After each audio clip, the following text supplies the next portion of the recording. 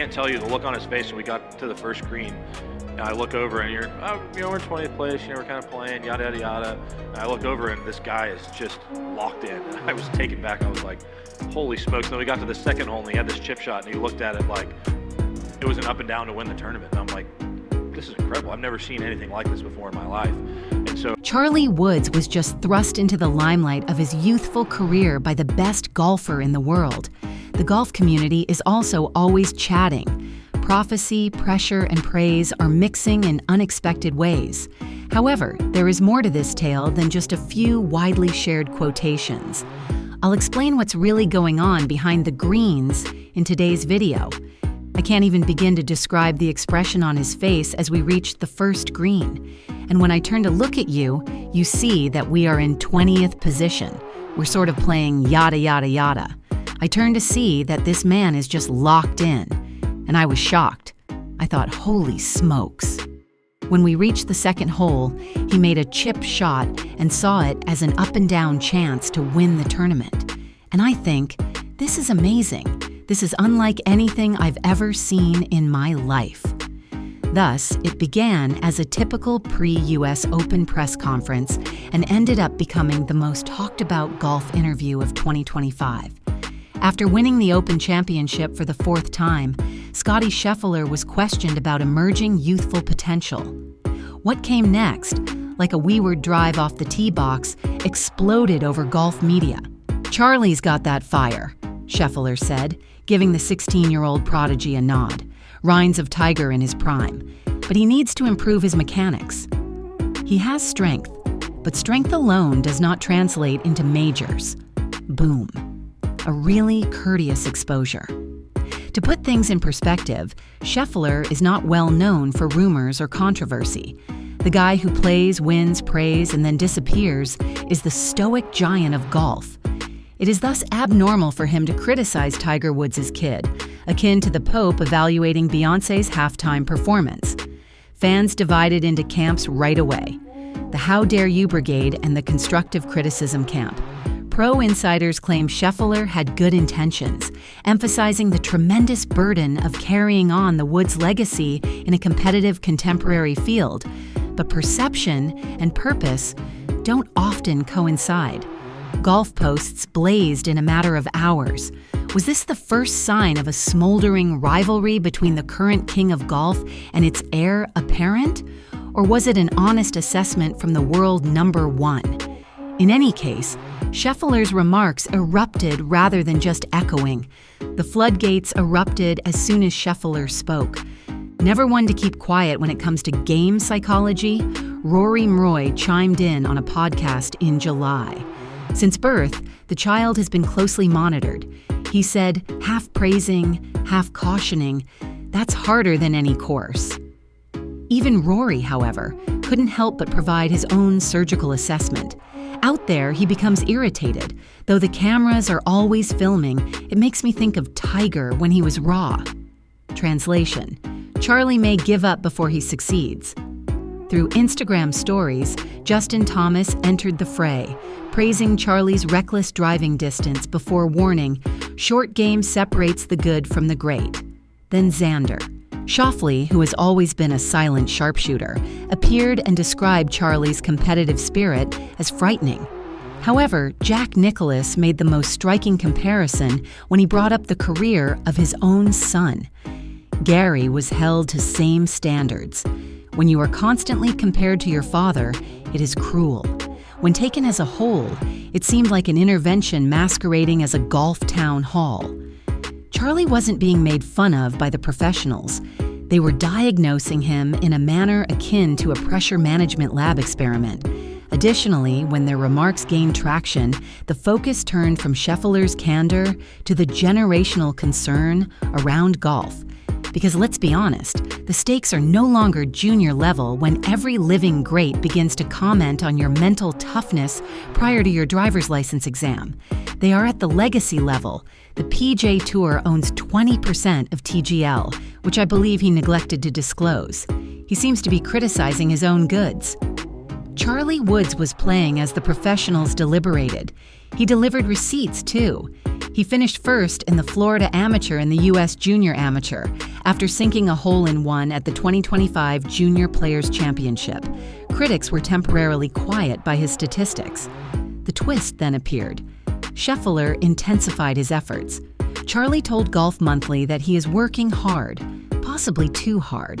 He lacks balance, yet he's grinding like Tiger. Translation: to avoid examination, even achievement was insufficient. In typical showman fashion, Phil Mickelson shared his thoughts. He said the hole-in-one was pure magic. However, the path from prodigy to professional is difficult. Consult Tiger.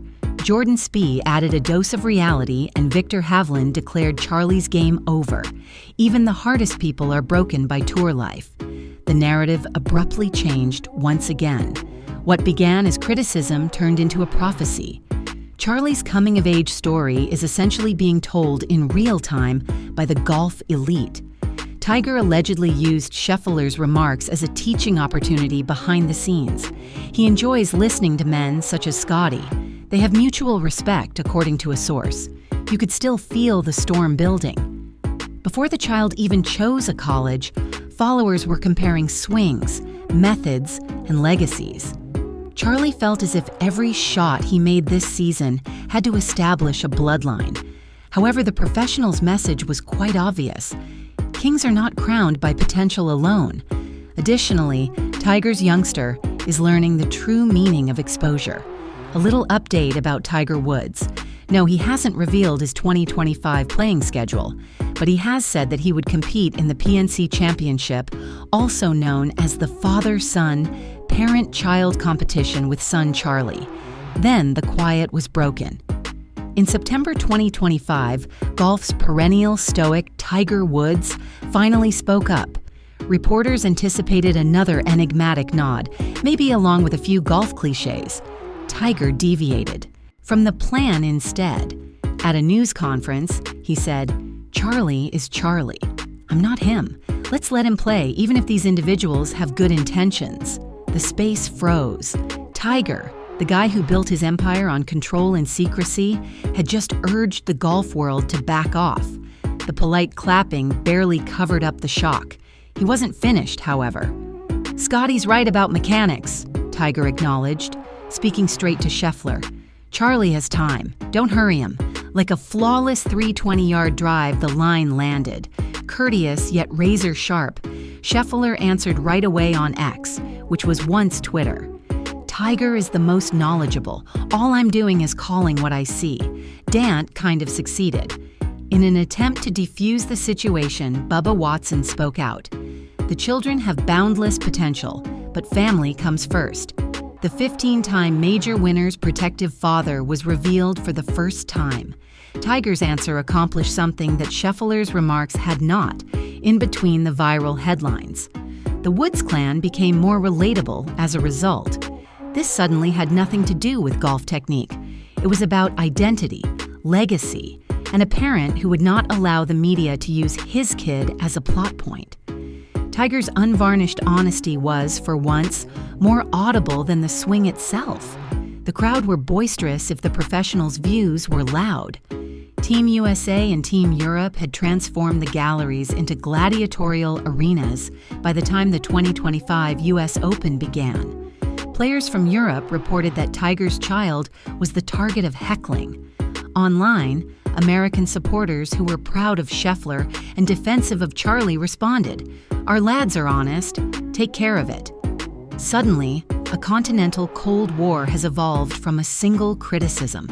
Caught in the crossfire, Rory McIlroy was forced to defend both sides.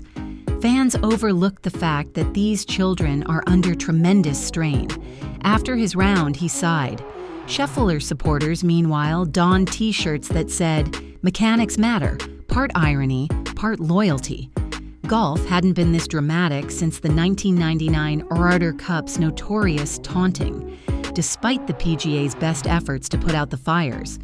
Then came the widely shared video of a bystander yelling, "Prove Scottie wrong," as Charlie was practicing. Charlie dismissed it with a joke, but Tiger's deadly gaze garnered media attention. It was dubbed the stare that could melt steel by commentators. Victor Havland, a competitor professional, said, "It's getting out of hand. It's not cage fighting, it's golf." Despite the commotion sells, viewership rise, and social media excitement, one thing emerged from the clutter. Scheffler's remarks had gone beyond the fairway. They had become an intellectual battleground between hype chasers, golf purists, and the ravenous American public. The competition between the US and Europe was not only vibrant, but also went viral. One thing is clear as 2025 draws to a close. Golf didn't see it required a generational plot until Scottie Scheffler exposed Charlie Woods. Scheffler is presently the gold standard with 16 PGA victories. Charlie and all other young prodigies now have to measure themselves against this standard. Charlie's season, however, revealed a different story among all the attention. One of grace, perseverance, and progress, a hole in one, many top 10 finishes, and consistent progress. The indications that a player is developing rather than collapsing. Everything was reframed by Tiger's startling reaction. "Let him be a kid," he said to ESPN. "He's got a lifetime to chase majors." It was a blessing as well as a warning. Weeks later, Scheffler repeated that tone. Charlie has all the necessary skills. Patience is the rest. Behind the scenes, college scouts are circling like hawks, murmuring names like Stanford and Florida. Even John Rahm chimed in, saying, "He'll win big, maybe sooner than we think." Charlie hasn't said anything. Golf, grind, repeat. Silent rebuttals written in birds, without any remarks or clapbacks. The irony is that Charlie could have needed the exposure Scheffler started, because he is now more than simply Tiger's kid. He is Tiger's future heir. Anything that occurs between the present and the future of golf is not arbitrary. It's silent, deliberate, and happening in front of our eyes. This is not the end of the tale, so subscribe today. It's only the prelude to what will happen next.